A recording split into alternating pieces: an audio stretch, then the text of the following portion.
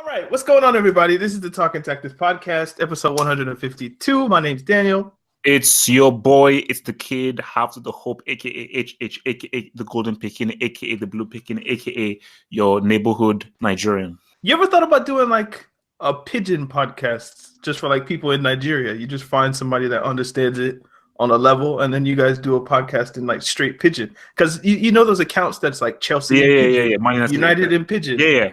Why don't you do that? Like, well, if I can find someone that's I don't speak fluent pidgin, but if I find someone that speaks fluent pidgin, because it was news maybe like last year or the year before that like the BBC is going to have a pidgin English site, so people in Nigeria or Ghana or wherever you speak it, they can go on BBC and it's the BBC News but in pidgin English. Yeah, it's deep. But anyway, we do this podcast every Tuesday. Remember to follow us on social medias, Twitter at Talking Tactics, Instagram, Facebook. You can follow us on SoundCloud at Talking Tactics or /Talking Tactics. Follow us down there. If you're listening on Spotify, give us a follow. If you're on an Apple Podcast, remember to subscribe. It's free. And leave us a 5-star review, and we will read it on the show. But I don't think we got any this week. So, if you want to leave one, please do, and we'll read it. And if you do want to help the show out monetarily, we have a Patreon page. $3 a month, you get at least 4 episodes of Talking Tactics Extra, where me, Hapo, and Carl just kind of, just chop it up, and we just, talk about whatever we're going to talk about. This week, we're going to talk about the Harriet film, and somebody wanted us to talk about UK politics, so maybe we'll get into a bit of that. So I'll leave like the first minute or so at the end of the podcast. But anyway, let's get into the football, unless you have anything you want to plug. 2 things. I can't wait to talk about that Harriet, the discussion. I really can't wait, especially with you. And also debuted the first show of the Football Dugout with myself, Nix, and Devil. So yeah, man, check that out, man. It was our first episode. It's got pretty far towards the end, but yeah, all cool, man. Let's hit it. Let's go. That was my through ball. Like I was just waiting for you to just, all you gotta do is strike it, bro. I was like, yo, the Football Dugout show. Let's get to it. You want to start out with fat shaming? Is that what we're starting out with, or should we? Fat shaming. because obviously, and also, I also want to know how clever your title will be, because that's obviously going to be the logo for the. See, last week I was gonna call the episode Cheeseburger, but I was like, I can't do that to my boy, because Hazard is still my boy at the end of the day. So I'm not gonna do that. Personally, I wanted to start with Arsenal, and then maybe we can move into Real Madrid, because we did a bunch of Real Madrid stuff last week. Shout out to Red. Thanks for being on the podcast again, because we have Pepe, we have Kolasinac, and Ozil. I want to get into like the knife crime thing. Knife crime? Oh, Lord. But no, I don't want to get into like a deep, I'm not Akala. I'm not going to get into a deep conversation about knife crime. But like the dude ran up on the car and Kolasinac ran out, no weapon. Bro, he's that dude, but. And was just like, let's ride, like, let's go. So I kind of want to get into that. But Pepe, let's start with Nico Pepe. The thought is, it's not official yet, but Arsenal, it was said they had 45 million pounds to spend this year, or this summer. Well, all of a sudden, Sky Sports, 72 million pounds or somewhere in that neighborhood, Pepe from Lille to Arsenal. What's up with that?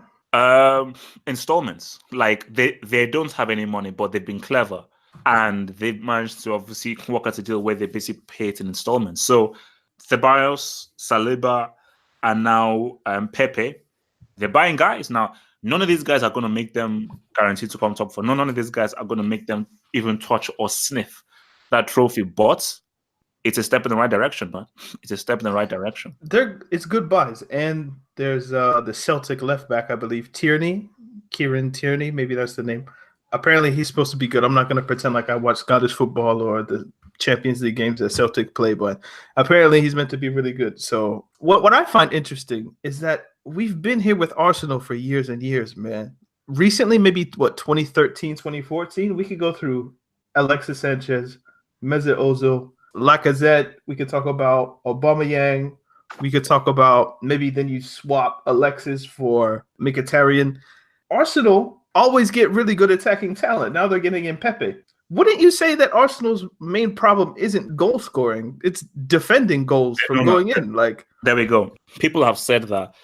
Why are you spending all this money in areas where you don't need spending from? Like, goal scoring was never Arsenal's issue. Obviously, you can always improve and get better. Should always improve, but when you're going into the transfer window, is always where do we need to strengthen the most? What is our weakest points? Arsenal's weakest point is a dude called Mustafi. That is their weakest link. So you should go in there saying, here's Mustafi. He's half Siberian. He's got a room in Class B. We need to get rid of this dude, and we need to buy a flipping defender. Do you remember when they played Crystal Palace in like one of those last games where they needed to win to get top 4, and the Zaha goal, where Mustafi is just like in no man's land, just lost. Zaha takes advantage of the opportunity, scores a goal. Arsenal end up in Europa League. I guess they had the chance to beat Chelsea in the Europa League final, but we know what happened. Zard happened. So like you see those moments and you're like, so the higher ups, they don't understand what's going on here. Koscielny's gone or about to leave, I guess. So your club captain's out. Mustafi, as we say, is I'll use your terminology, he's a brick. But you want to spend 72 million that you don't have, but you finessed it some way with the installments with Lille. So shout out to Lille for being accommodating. It's interesting that they wanted to buy Zaha, but Crystal Palace said no, probably because Crystal Palace wants the money up front. Like if we're going to sell Zaha, we want that 70, 80 million up front, like right now. So shout out to Lille for helping out Arsenal in that sense. Maybe Wenger made a call and talked to French or something. I don't know. But you don't need him. Not really. Outside of Aguero, Kane, Lukaku's gone now. 2 best strikers are at Arsenal. Like you don't need help in the goal department. You need a domineering central midfielder, something they haven't had since Vieira, and you need a center back, something they haven't had. Like what was the last top tier center back they had? Like I'm not buying the Koscielny was once world class stuff. Like I don't believe that for a second. Like Arsenal fans will talk to their blue in the face about Koscielny once being world class. Like no, he wasn't, guys. Like the last world-class center back they had was Sol Campbell. Yeah. We want to be real. Like that's the biggest lie I've ever had. And I think I was having an issue with some guys about it. It's like Koscielny was never world-class. Koscielny was never one of the best players, one of the best defenders. It's just nonsense. That's lies. That's just lies. Like at best he was pretty good. All right. Maybe for me, I'd never call him even a tier 2 defender. At the best, he was like upper tier 3. He's not like John Terry or Rio Ferdinand or Vidic or like no, stop, okay? But anyway, the point here is Arsenal are a club that always do this because, in my opinion, they need to sell tickets, and buying defenders isn't sexy. Buying defensive midfielders isn't sexy. So if you want the fans to like stop their protests and that note that the supporters groups and stuff put out, that we need the Cronkies to do better and that. Like, okay, if they go out and they buy a DM, are people really going to be happy? Like, maybe. If you understand football, you'll be happy. Let's say they went out and, for argument's sake, it will never happen more. For argument's sake, let's say they went out and bought like Koulibaly and Casemiro. Then people will be like, oh, because remember, I think that defenders are now becoming sexier now. De Ligt was probably one of the most coveted players for the past 3 months. Everybody's like, man, De Ligt, where is he going to go? I think defenders right now are becoming sexier. And I think, how long have people been wanting Koulibaly for? So if Arsenal went out and they bought Koulibaly and they brought him in, people were like, oh, wow, huge. Because first of all, we need him.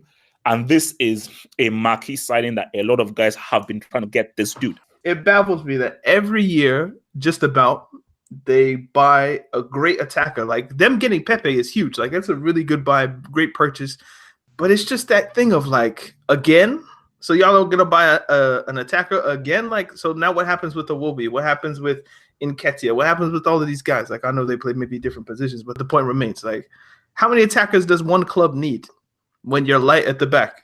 I relate it to, they're like a person that goes to the gym and they work out bench press, deadlifts.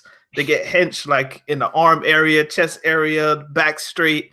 But then you look at their legs and they're like sticks. It's just like they skip leg day every year. Buy some defenders. They got Leno, so maybe they've sorted the goalkeeper situation, but like buy a defender. Leno is a bit iffy, man. That guy's, I mean, he's good, but he's iffy. Like basically, Leno is not enough for you to reduce your goals that you concede. Like Socrates is alright. He's alright, but for me, I think if they partner Socrates with a really good defender, I think they can survive. Mustafa is trash.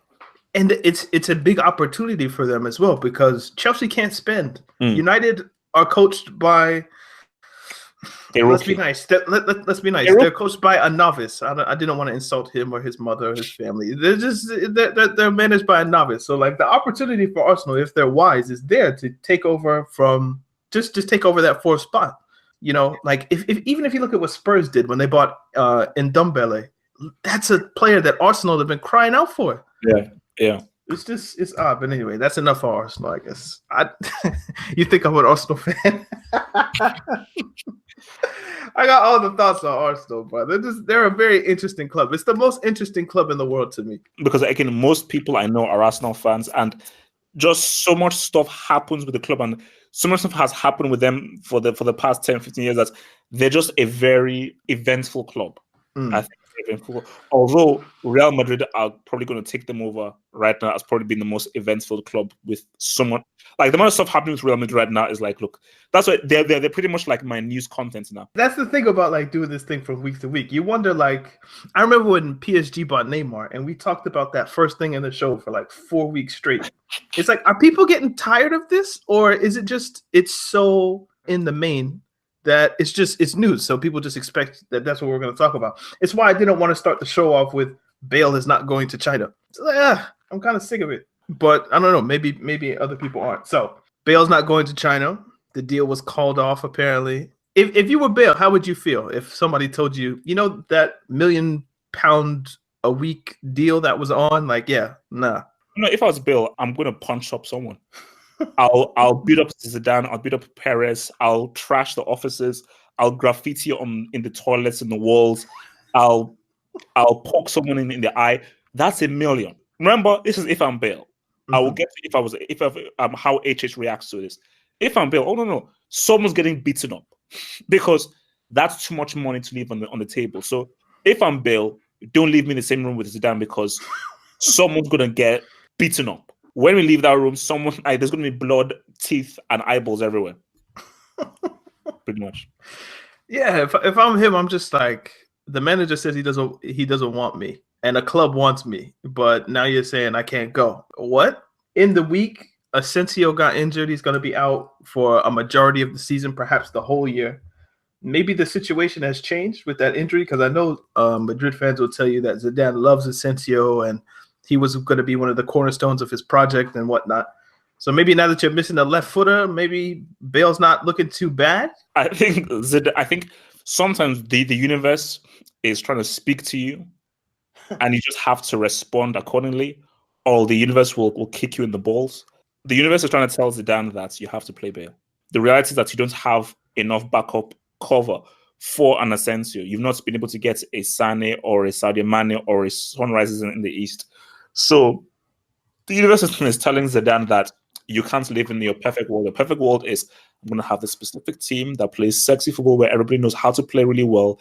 And in this perfect system that I have, Bale doesn't fit the system. We don't always get what we want in our life. We always have to make sacrifices and make adjustments. And I think for Zidane, you can't have your perfect world. You have to use Bale. So it's going to be very interesting to see now what happens. Is like, is it just going to just say, screw you? Like, I'm going to play. What if Zidane becomes a player manager? Screw it. Just to make sure that Bale doesn't play, he becomes a player manager. And if they needed someone, he just plays out on the right. Did you read that he pulled out of Madrid's tour? Who? Gareth Bale. Oh, as in recently? Yeah, there was something. I saw a tweet. It was like he's not in the right mental mind frame or mental state to play. So who would be in the right mental state if you lost $1 million a week? Who would put in the right mental state? I'd be depressed. I'd be depressed.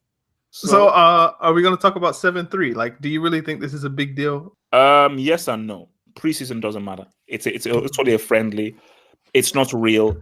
Nothing's at stake. You don't win anything. A friendly is a friendly is a friendly. But you have to look at the psychology of things. It's one thing losing a friendly. Oh, that's fine. But losing a friendly really badly could give you psychological effect. The fact that Real Madrid, there's so much noise with regards to Zard's weight, with regards to Benzema being trash, with regards to Modric and Kroos too old, with regards to Sergio Ramos, is he too old? Is he on the decline now? So all of these questions are in your head. So right now it's about maybe Real Madrid's character, because I believe this. Modric is too old. If Real Madrid do not buy Pogba, they are not winning a trophy next season. I think maybe that friendly was like a shock to the system of Real, of like, bro, you need more than just Zard and that Brazilian dude and Mendy to really touch that trophy, man. Rodrigo's, man. Put some respect on Rodrigo's, man. Anyway, who the hell is a Rodrigo, man? Come on, man. Okay, so we got some questions on Madrid. So here we go. After watching Real get circumcised by Atletico, can we agree that Hazard is going to get exposed for his laziness and average skills this season? I'm worried, but this is what I said. Don't judge Zard by Benzema's trashness. I think that's unfair. If Zard keeps providing for Benzema and he keeps missing, you can't hold that against Zard. That's stupid. That's just ridiculous. And also, look, Zidane, I get it. You're both Algerian. I get it. It's cool. It's great. All because you're both Algerian doesn't mean you have to play a guy who is trash. He's trash. Benzema's trash. And if Real Madrid go to next season with Benzema as the main striker, Zard isn't enough for them to win a trophy. They're done for. Do you feel like Hazard will be good into old age? I don't. I mean, basically, for me, I think Hazard is similar to Ribery. His skill isn't predicated on his speed. He's a technical player. Obviously, like speed in the sense of how quickly he's able to maneuver through guys, so that may slow down. But I think he's a guy who, as long as he maintains his fitness, no cheeseburger. As long as he maintains that, then I think he can still be playing at a pretty high level too. 33, 34, 35, 30, 36, because he isn't like a Robin or maybe a Bale who they need power, pace, and all that kind of stuff. Cheeseburger. Also, cheeseburgers. I can't remember the last time I actually ate a cheeseburger, because I've been off meat for like a few years now. I can't remember what a cheeseburger even tastes like. We need to talk about your meals, bro. Do you eat spinach and pasta with red sauce every day? Hey, look, no, every other day, man. Look, man, it's my One Punch Man meal. Every time I watch the anime One Punch Man, I've you know how pandas only eat bamboo? It almost seems like this is what Half Hope eats. Like this is the only thing he eats. Like greens, pasta, red sauce. It's called pesto, man. It has a name. Put some pesto on them, pesto, man. Do you put cheese on it, or is it like no animal products whatsoever? Yes, I normally have pasta, sometimes with salmon, but most times with like either broccoli salad, maybe potato salad, and I don't really use cheese now. Do you put raisins in the potato salad? No, what raisins? I need to teach you how to cook, bro. I was just making sure you weren't doing like an abomination with your potato salad. Like my theory is, this is completely not related, but my theory is, like back in the 30s. There weren't like sugars or candies, so people will put out their raisins and eat raisins, and it'd be like some sugar sweets. But now that we have you can just go get like Skittles or Snickers or whatever. Like who needs a raisin? So this raisin company is like, bro, how do we get people to put raisins in their food? We just pay people to put it in the recipes. Like raisins don't belong in potato salad. Like what are y'all doing? It's a conspiracy by the raisin companies to keep themselves relevant. Like raisins. But anyway, ice cream, raisins and ice cream. What? That sounds gross. All right, what's next? What are we talking about next, man? I am against fat shaming, but I've seen some images and I'm confused. I'm confused. I'm like, wait a minute. Like, why do you look like this? You've never looked like this before. And you can't have a midlife crisis at 28. You can't have a midlife crisis as a professional football player. Sorry, that can work. So I don't know what's going wrong, but that's just odd, because when does La Liga start? Probably late August. Okay. He's got time, man. He's got time. How do you feel about him being in like the cover of FIFA? Do you care about that at all? Like him and Van Dijk, I guess. I think. Look, maybe it's a shift as to how they now perceive. Because I think people that think that it's not really a big deal. I think it is somewhat of a big deal. Because if you look at all the FIFA covers previously, every person that was on the FIFA cover, apart from Pierluigi Collina, who I don't know why he was on there. Maybe no one played all that year. These are guys who are considered like amongst the best, and because it's very careful who they choose on the cover. Like you're not seeing Matthias Janssen or Bayern's Rafinha or Morata on a FIFA cover. That's not happening. So these are guys who people perceive are the best players in the world at the given time. So Van Dijk, and Hazard, I think that makes a lot of sense. What's interesting is, well, I guess when I started playing FIFA, it was like Thierry Henry, Yeah, and then it went to Ronaldinho, and then Wayne Rooney for whatever reason, then Messi, then Ronaldo. But since allegations against Ronaldo came to light, I guess FIFA, EA Sports rather, just like nah. So I think Ronaldo was on the cover of FIFA 19. Then the reports came out about, and then I think like Neymar and Dybala and De Bruyne are on the cover of FIFA 19 now. So I think it's more a departure of just like that Messi Ronaldo era. Yeah, thank goodness, man. So I'm guessing like FIFA 2021, it'll be like Mbappe or somebody like that. So what's next? Oh yes, Lukaku. Actually, did you know that Conte tried to sign him while he was at Chelsea? Did you know that? People thought Conte wanted Morata, and I think even I thought that Conte wanted Morata, because I think Emanalo and Conte wanted Lukaku, and Marina Granovskia, she wanted Morata, I guess. Or maybe, whatever, she wasn't willing to pay the agent fees for Lukaku because his agent is Raiola, so obviously that's going to be quite difficult. United, because they have Mourinho, were willing to pay the money, and I think Lukaku and Pogba are friends, and they were together, I think, in LA. So I guess Pogba was probably telling Lukaku, like, hey, come to United, come to United, come to United. So that's what happened. But yeah, Conte is an admirer of Lukaku. I think it makes sense for the style of football that he likes to play. He likes just big people. So he wants a Llorente in his team. He wants a Giroud in his team. He wants a Lukaku in his team. What he did with Italy in the Euros, where he wanted Graziano Pelé in his team. Like, he likes at least 6'3", big. You can kick it to him and he'll hold the ball. And Lukaku can do that. Lukaku's game, though? Is Lukaku's game really a target man, hold up the ball, totem pole kind of thing? No, but I think he can. If you're asking him to like hold the ball, spin, make a move, I think that's a bit too much. If you're just asking him, we kick the ball to you and you just kind of hold it, just use your strength to hold off a defender so we can bring the team in, especially if you're going to play 3-5-2 and you maybe have Lautaro Martinez up there as well. Just kind of find him. But there is a misnomer that Lukaku is a target man, Didier Drogba style center forward. Like, no, just because he looks like Drogba, that's not it.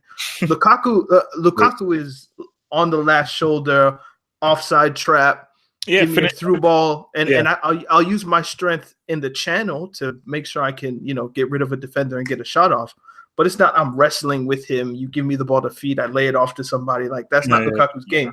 But just because he looks like how he looks, people think he's like Drogba part 2, but no. So if United do sell Lukaku, that means they're going all in on Rashford. So do you believe that's a good move by United? Because now it's either Rashford or bust. Because they've now said he's our future, he's our guy. We believe that he is going to be the number one top tier first choice striker for United. I mean, what's your thoughts on the English Mbappe? I don't chill. I don't know if it's a good move. Like, if you ask me who would I rather start in my team as my number 9, I'd say Lukaku over Rashford. But who's a better footballer, like who's just a better player, you might say Rashford in that sense. But that's just that's dependent on how you want to play football, how United want to play football, and just the general ethos of United. Like, if they have a homegrown player, they're gonna go with that guy. So if you give Ollie the option of like, look, you can start Lukaku, or you can have Rashford and Mason Greenwood, like open up opportunities for him, because Ollie is who he is and United are what they are. Like, more times than not, they're gonna give the player that's from their academy, I think, the license to play. I'm not sure whether it's a great move for Man United in their current state to let go of Lukaku because of the players they have right now, and Ole Gunnar Solskjaer, who is a rookie. You need all the help you can get. You need all the experienced players that you can get. So I think he does have a philosophy and a way that he wants to play that is slightly a bit more expansive than was under Mourinho. But I'm not sold on Rashford. I think Rashford is good. I think he's talented. I'm not sold on him. And Martial, something just happened to this guy where he's not the guy who I think can be a world-class potential Ballon d'Or winner. He's just sort of gone off the boil. So it's risky because Lukaku, there is more consistency within him, and there is more of an idea of him proving himself than Rashford and maybe Martial to a degree, even if I think Martial and Rashford are both better football players than Lukaku, but you need a consistent finisher. So this is according to Wikipedia. All right. If I tell you Lukaku played 96 games for Manchester United, how many goals do you think he scored? So Lukaku played 96 games. Yep. How many goals? I'm going to say 17. 17? Yeah. He's 42. Oh. Basically a little bit worse than what he was doing at Everton. Look, in Anderlecht, when he was a kid, he played 98 games and scored 41 goals. So virtually identical. Yeah. He wasn't prolific. Like, he scored 16 league goals in one season, 12 in the next. He never really hit that 20. He wasn't in the golden boot conversation really ever. So maybe that's to his detriment, especially if you're comparing him to Harry Kane, as people like to do. But yeah, I think he's going to score goals, at least 1 and 2, 2 and 5. I don't think he's a 3 and 5 guy, but yeah, Lukaku's going to score goals. So the risk is you get rid of him. You're going to get at least 12, 15, 17 goals somewhere in there. Can Rashford give you that as the main guy? I don't know. No. Can Martial give you that as the main guy? You'd like to think he could, but it's doubtful. Lukaku, it's there's a better cushion there of consistency. Right. You've not seen that cushion with Martial and Rashford. So for United, and we already know that Sanchez is trash. So Sanchez is trash, class A brick, and you don't have a proven consistency from either Rashford or your boy Martial. So I guess if you're Solskjaer, you're the only way we'll know is if we let Lukaku go and give them the chance. Has Martial ever really been given the mantle? Maybe with Van Gaal for a time, but then when Mourinho came, he brought in Ibra, that took away from Rashford, Martial. Then he brought in Lukaku, that took away from them as well. So they've never really been given that full, you guys have it. So now they have it. So maybe he's look, let's give him a chance. And apparently Greenwood is some wonder kid who's going to be the next whatever. So there you go. Give me a break, man. Greenwood is never going to amount to anything. But let me be real with you.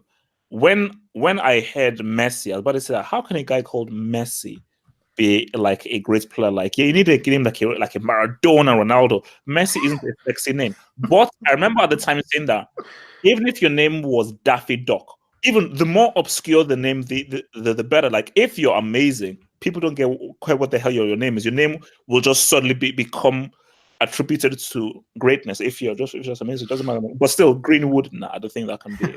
By the way, you brought up Messi. I guess we can talk a little bit about this. Did you see the comments from Pep Guardiola that was Phil Foden is the greatest talent he's ever managed? And I was like, is it, or the greatest talent he's ever seen? Something along those lines. I'm like, so that Messi guy just didn't exist, I guess. You see, I'm confused because I must be missing something. Maybe it's either lost in translation, or maybe he says the best teenage talent I've ever seen. But wasn't Messi? Oh yeah, because remember Messi was a teenager under Rijkaard. And I think when Pepe came in, he was 20, 21 or something. So he must mean the best teenage talent he's seen. Wasn't Pep managing Barca B though? Wasn't he always in and around the Barcelona structure? So he would have seen Messi as a teen. I think Messi was already in the first team by the time Pep came in, I believe. No. I'm not saying that. I'm saying Guardiola would have been aware of Messi regardless. I mean, no. Okay, look. Basically, the fact about it is that he's gassing Phil Foden to a point where I don't think he's going to be able to back it up. Yeah, I mean, look, it's you can't say that about a guy called Philip Foden. I mean, and this is no disrespect to English standards or anything, but this, I mean, didn't we hear the same thing about what's it called, Rooney being the white Pelé? My thing is This keeps on happening to English players where they're hyped up so much without them. Like Foden, from what I've seen of him, he's good. He's no Oos. He's no Leroy Sane. He's not Vinicius even. Because I've seen what some of these other guys have done, and my God, if you didn't manage Messi at the time, I'm giving you the benefit of the doubt that maybe for some reason you didn't manage Messi when he was Phil Foden's age. But if you did, bro, every time, as soon as everyone saw who Messi was, people knew that, okay, all right, this is going to be the next big thing. Like when a player is so good, the senior players are begging him to be forced into the senior team. And this isn't like Man City. This is Barcelona with Dino and all these grown men. He's not smoking crack or Boris Johnson forced him to. Okay, Messi was born in 87. Pep started managing Barca B in 2007. So 20. And by 20, Messi wasn't even in Barca B. He was in the first team. So he never managed teenage Messi. Yeah. But I feel like he would have been aware of him nonetheless when he was 16, 17, 18, 19. Like being aware is very different from manager. I think this is the best. I think it's focusing on who he's managed and coached. But look, I'm about to say because he said the best talents I've ever managed. I mean, like, didn't you manage? So I think he's more talented than Lam, Bart Simpson. I mean, I've seen Foden. He did really well in that under 17 thing. But if he was this why isn't he a regular starter for Man City? If he's so talented, if he's this talented, I expect this guy to be a bona fide starter for Man City this coming season. Then it's just gas, man. Pep just talks the talk, bro. Get the hell out of here. Okay, I think we've done a little bit. We can do some questions. See what the people have to say. Philip Foden. Okay. Is this week's Community Shield relevant? From AJ Cool 16. So the Community Shield is going to be Liverpool against Manchester City. Manchester City won everything, so the second place team in the league plays the holders of the Premier League. I guess that's how that works. Yeah. Same thing with the German Super Cup. Yeah. So is it relevant? Yes and no. Explain. First of all, no, it's a friendly, and I don't count the Community Shield as a major trophy. I only count it as a major trophy when Mourinho won it, and him having those 4 trophies. All the time I count it, but really, it's not really a major trophy, and it's still a glorified friendly like the Confederations Cup. But I think it's a nice psychological advantage to have over your opponents going into the next season, and specifically this because of Liverpool and Man City being so close to each other and really forming a fascinating title challenge. I do feel that each side will want to have that psychological advantage over the other, so they'll really want to get that W. So I do think that it would, put it this way, if Man City win, I think Man City will feel like we've got that, we've still maintained that psychological advantage over these guys. This is a good way to start into that season. And maybe Liverpool will have that kind of mental block of like, City, can we really get close to these guys? If Liverpool win, that's a great way to lay down the gauntlet of like, you know what? We won that Premier League title. We have beaten you. And this just gives us the great confidence going into that game against Norwich on Friday. I think it's just very interesting. I think we talked about it at the time where it's a game where you have the champions of Europe and the champions of England, but the champions of England would rather be the champions of Europe, and the champions of Europe would rather be the champions of England. So it's that weird dynamic that City and Liverpool have kind of forged for themselves. So. The champions of England over the champions of Europe. I find that fascinating. Liverpool haven't won it in 30 years, so it kind of makes sense. I don't give a crap. I don't care. How would you want to be champion? Okay. Would you rather rule an island or rule a planet? I'd rather rule a planet than rule an island. I think I'd rather rule the island. If the island has great weather, great women, and great food and great drinks, then okay, maybe. I think I'd rather rule the island because a planet, that just seems like way too much work. But it's a planet, though. Yeah, but then you'd have to deal with everything that goes on within the planet. An island is way more manageable, but this is besides the point. You can be a dictator and watch as it goes, and you rule a planet. AJ, thanks for the question. Next on the list, from Packed Mouse, how much of an effect do you think VAR will have in the Prem this season, and which teams do you think will benefit the most and the least? Teams that have more possession of the ball will benefit the most, probably, because they'll get more they'll get more penalties and things like that. So I think Liverpool, City, the top six will benefit the most. They have the better players, and more things will go in their favor. I feel like it's going to have a not tangible because you can't touch it. I think it's going to have a visible effect on how we watch football now. Summer tournaments, you can kind of like, it's just Women's World Cup, it's just AFCON, it's just under 21 Euros. But this is football that people watch every week, nonstop. Millions and millions of people watch this. So everyone all the time is going to be talking about VAR this, VAR that. I think it's going to have a real effect. Why they didn't even bring in this thing last season, I have no idea why. But 100% it's going to have a major effect because it's new technology that hasn't yet been tested yet in the Premier League. And we know in the Premier League, say what you will, it's probably the most exciting, most entertaining league. And it's a league in which the fans encourage a lot of attacking football and guys really going out for it. So I think VAR is just going to add another element of drama to the Premier League. Packed Mouse, thanks for the question. Thanks, bro. From Football God 26. Oh, God. When will Have Hope bring back his visions? I miss those days when all of his visions were wrong. Oh, you prick. They're not actually all wrong. 70% of them were right, so. 70%? Yes, well, 75. I mean, you marketed them as if like they were all going to be right, but that's neither here nor there. I just wanted to get that question out of the way. Thank you, FG, for your question. Red, who was on the show last week, with Liverpool losing all their preseason games, do you think that's Klopp just playing in first gear, or does it show a lack of depth? So, who have Liverpool bought? Nobody. Nobody. Sorry. Well, they bought a 16-year-old called Kelly.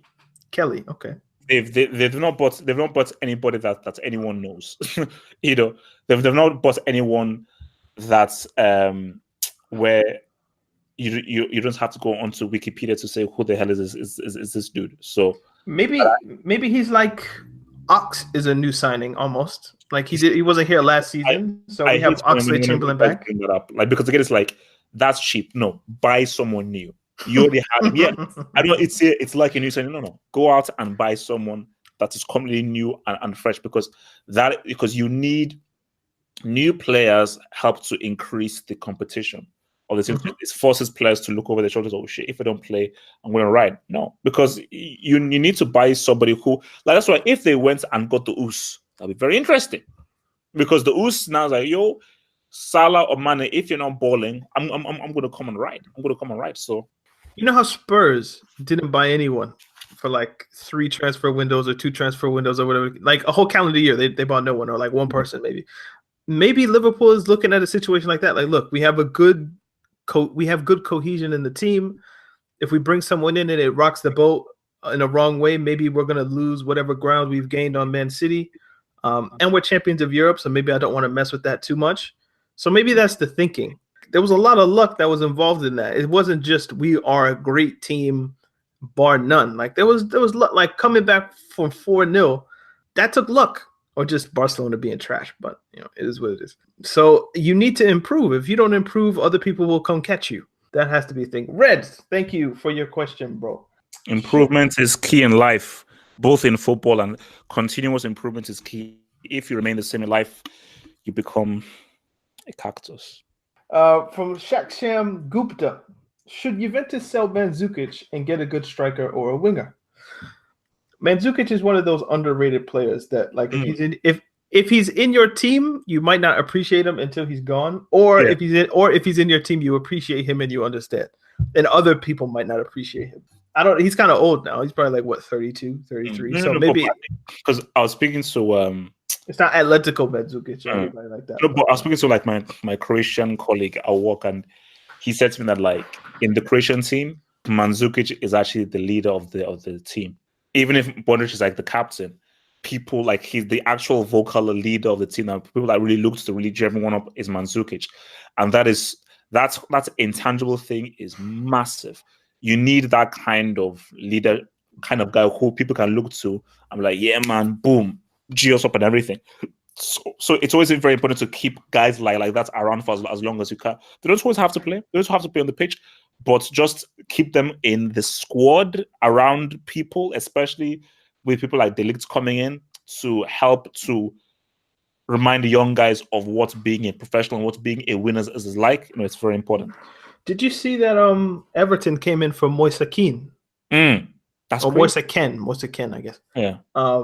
They're selling Ken. Why would you even want to let go of him, man? That's the thing. Yeah, it's very weird. I was gonna tweet something about it, but I was just like, I don't feel like it. But yeah. So if it's just so if they're thinking about selling Ken, or if people are coming in from Ken, it doesn't make sense to let go of Mandzukic as well. Thank you for the question, though, Mr. Gupta. Where does Leroy Sane have the best chance of winning the CL, City or Bayern? Also, who should Man City replace him with if he leaves? And who should Bayern go after if they don't get him? From Mason Boris. Better chance to win the Champions League, City or Bayern?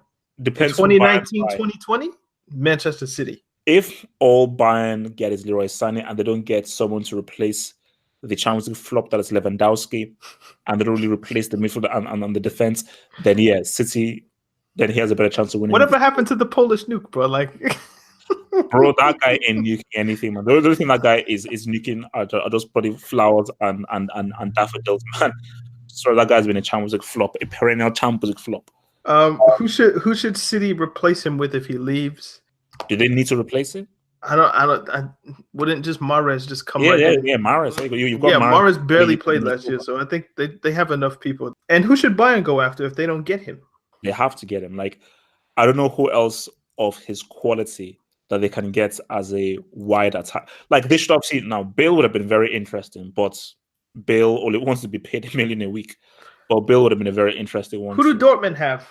That don't they just go around and steal Dortmund players and Schalke players and stuff like that? Well, they just bought Togan Hazard, so you can't just at least give him a year before buying him. You can't just buy him after Dortmund just bought. Okay, that's a bit. No, I just imagine if you're the chairman or the president of Bayern, you just go around. Okay, let me look at the Dortmund roster. Let me look at the Schalke roster. Wolfsburg, who's their best player? Let's try to buy him. They'll probably sell. So that's my first port of call if I'm Bayern. So just who do Dortmund have? But I get you're not going to get Royce. You're not going to get any of those. Pepe might be interesting, but I don't know if Bayern will be willing to spend that much money. And it seems as if he's going to either Italy or Arsenal, so that's done. Zaha, but maybe they think. I think Everton have raised their bid. Everton, yeah. He might as well just stay in Crystal Palace, bro. Like, Chelsea will come get you next summer, I promise. Is there like somebody at Atletico that's not happy, or is Carrasco still in China? But that doesn't seem like something Bayern would do to go get somebody from the Chinese Super League.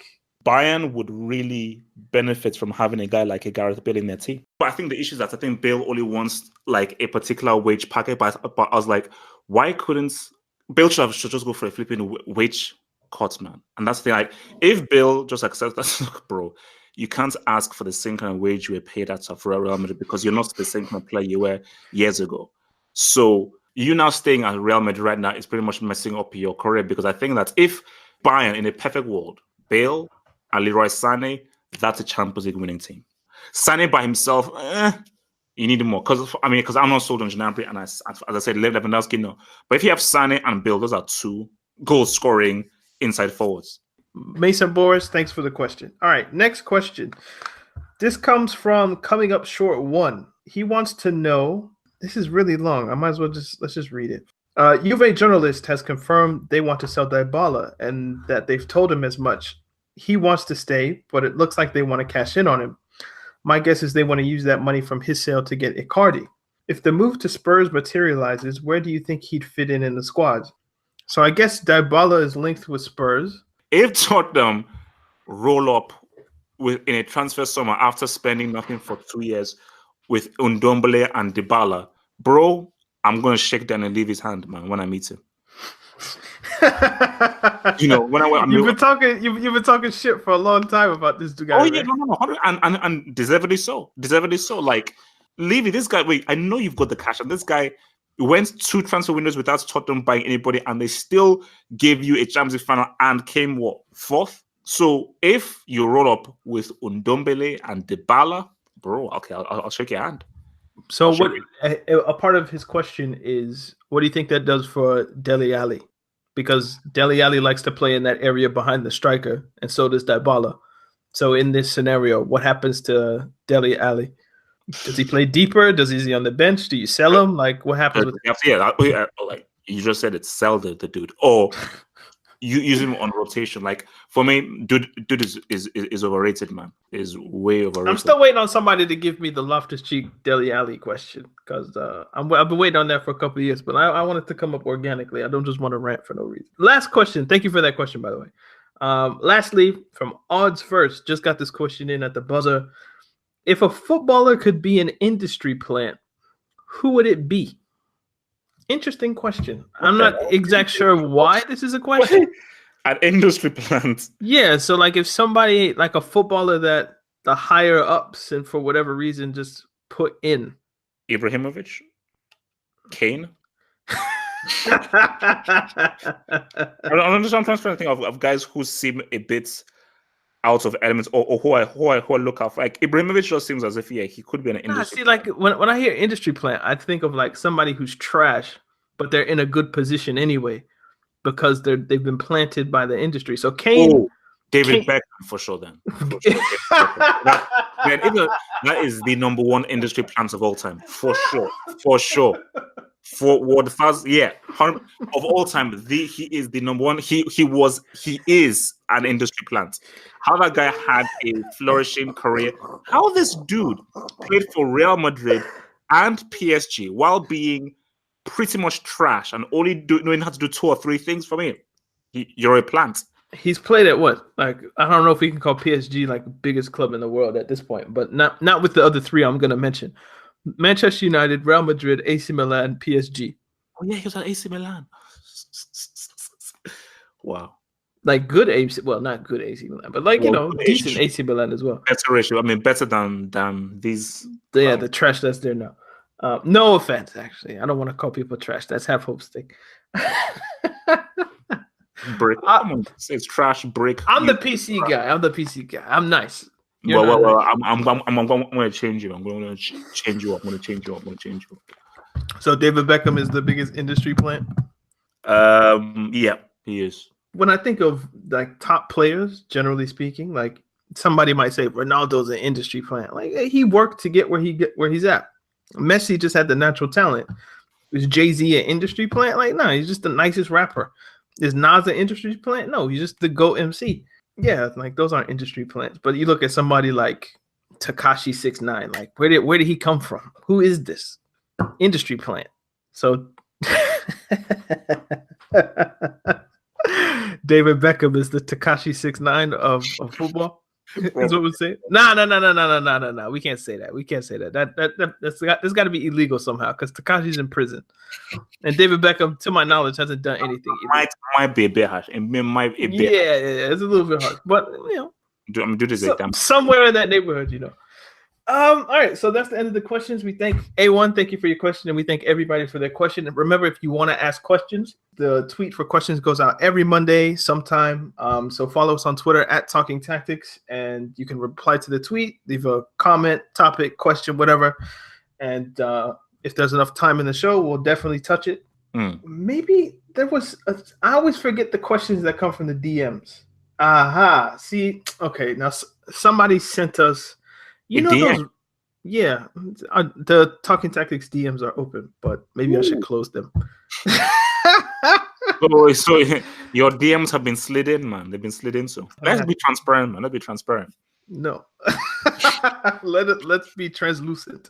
Is that the opposite of transparent? Transparent is clear. Translucent is you can kind of see. Opaque is black, like you can't see through. Oh.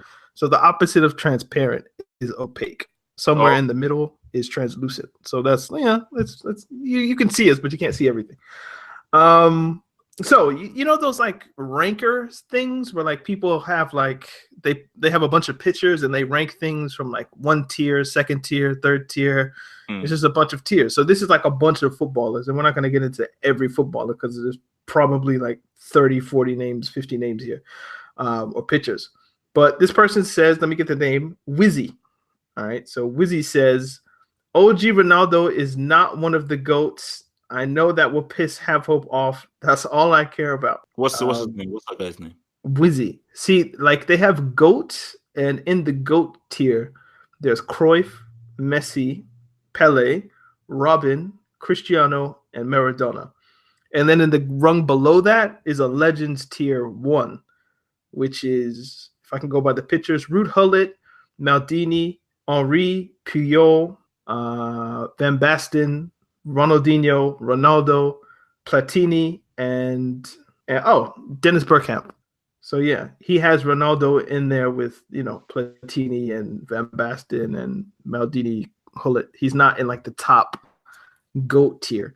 So this person's like, this is clearly going to piss off Have Hope. I can't wait 20 years from now when kids who've never watched Ronaldo or Messi, or just 25 years from now when like there's these children, yeah, I heard about Ronaldo, I heard about Messi, but they trash. I can't wait for the next generation of people to come so they can trash on Messi and Ronaldo and try to tell you that the same way people trash on Pelé now, Pelé was scoring goals against farmers and this and that, or Maradona wasn't great, he was playing against shoemakers, or like just when these I can't wait for the new generation to just come and trash the legends of today. I'm so here for it. I pray I'm alive. I can't wait because like I can't wait for the people who are trashing the legends of the 90s to deal with people like them when they trash Messi and Ronaldo. I'm ready. I can't wait. How funny it would be though if, let's say, like 80-year-old Daniel and like Twitter 8.0, and you're basically just like in your walking stick and everything, and you're basically like just like laughing in glee as you're seeing like these like 50-year-old dudes basically just getting angry on like Twitter 5.0 at these 16, 17-year-olds because they think like Messi was garbage. Yeah, Messi garbage, and like what's like Polarinho was easily better than that overrated Messi and Cristiano. That's exactly what's gonna happen. Like the defenders of today that always look back at like OG Ronaldo, Ronaldinho, Henri, Drogba, they're just like, oh, they're trash. They're never gonna be. They're just garbage. Trust me, someone is coming. They haven't been born yet, but they're coming. And on social media, whatever platform we're using, they're gonna come for your legends next. Yep. So you got to be ready to defend Messi the same way I'm sure Have Hope is about to defend Ronaldo. Because what I always say is that why would all of these white dudes say this black dude was the greatest player that they've ever seen? So that's why someone says that. Even if from the footage I've seen of Pelé, I'm like, but I still think Maradona or Ronaldo is greater. But if all these white dudes say this is the greatest player I've ever seen, bro, maybe that dude was pretty damn amazing. That's my argument always. Like whenever people come with Pelé, I'm just like, bro, when was his first World Cup? Somebody will tell me 1958. Then when was his last World Cup? Someone will tell me 1970. So I'm like, cool. So from 1958 to 1970, what happened during 1958 and 1970? Malcolm X got shot, Martin Luther King got killed, civil rights movement, all that kind of stuff. I'm not sure what was going on in England, but probably similar shit. So during this time, these people who are racists identified Pelé, who looks like how he looks like, as the greatest footballer of all time, or in that era. But now you want to come back 50 years later and talk about just have your little Reddit threads about it. Like, come on, bro. Like, no, because like during that time, trust me, Pelé must have been so amazing, undeniable. Their racism, they're like, bro, screw this black ape. Monkey, whatever. This ape bloody knows how to play this damn sport pretty well. As much as I keep admitting, history is pretty amazing. So, bro, that dude. Basically, do you know what it is? Do you know what I think it is? We're not seeing all the footage, but I believe that. You see, when we look at Pelé stuff, you're like, okay, we've seen that, but remember, Pelé was probably doing stuff that nobody had ever seen before. So the kind of dribbles he did, the overhead kick, people probably never saw this stuff before. So looking at it, you're like, wait, anybody can do a step over, anybody can do a volley, anybody can do like a half volley, but not in 1962. In 1962, nobody had ever seen a player do this stuff like that before. That is why for people who are like, my God, this guy's like an alien. And he's only, 17, 18, 19, 20. And he's doing stuff that we've never seen. And people people say, oh, the defenders were really trash. But if you're a defender and this guy is doing stuff you've never seen before, how do you defend it? You're like, wait, what the hell did this guy just do? Like, everything we see today is built on something from the past. Yeah. So there are kids today that are going to look at Messi and maybe they won't have the natural talent, but they'll see something in his game that they'll replicate. So, and they might even be better than Messi. Like, Messi's not going to be the greatest player to ever play in the history of ever, but he'll always be a GOAT today because he's the best we've seen so far in this era, I'm saying. Pelé was that version back then. Nobody had ever seen some of those things being done, at least maybe not on a football pitch or like an official. Maybe people were doing that like in the favelas or the parks or whatever. But he brought some of that style, that samba football, if you will, to the World Cup so everybody could witness it. So this is one of those things where, like, I look at Pelé, I look at Eusebio, like, these guys just must have been so undeniable at the time. Clearly. Yeah. Otherwise, they weren't rocking with black people like that. They're not rocking with black people now. So this is 60 years ago. Or back then, because back then there was no Jay-Z or Lil Wayne, man. Back then, bro. So, see, I feel like who's the biggest industry plant football? People will say Pelé. But I can't wait for like a podcast 70 years from now. Somebody who's the biggest industry plant. Somebody says Ronaldo, Cristiano, or Messi. No, like it's coming. It's coming. Like, it was like, I always say, like, see, if Pelé was white and people talked of him in the same kind of way, then I'd be like, which is why also I got the same thing with Cruyff, because then I will be more sort of like, okay, is this because people were overrating him or anything? But because he was black at that time, where racism was rife. Yes, there's racism now, but as you said, his peak is 1960s. Come on.